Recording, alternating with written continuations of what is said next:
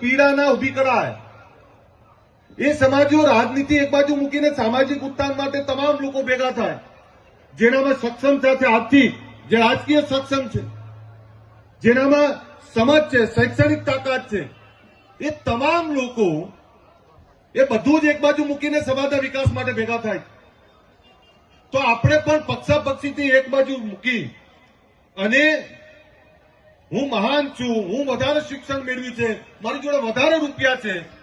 આના અહમમાંથી બહાર નીકળી અને નીચે બેઠેલો ઠાકોર એને ઉભો કઈ રીતે કરી શકાય, સમાજમાં શિક્ષણ કેવી રીતે વધારી શકાય, સમાજના કુરિવાજો કેવી રીતે દૂર કરી શકાય, સમાજને વ્યસનમુક્ત કઈ રીતે કરી શકાય, સમાજને ધંધા રોજગારની દિશા કઈ રીતે અપાય, સમાજમાં આવી દીકરીઓ જે પાયલોટ બનીને આજે તૈયાર થશે, જયપુરમાં ટ્રેનિંગ લે છે, આવનારા સમયમાં એ ફ્લાઇટ ઉડાવતા છે, એમાં અમે બધા બેઠા હશું, તમે બેઠા હશો. તો આવી દીકરીઓ તૈયાર કરવી પડે અને આવા દીકરાઓ તૈયાર કરવા પડે. એના માટે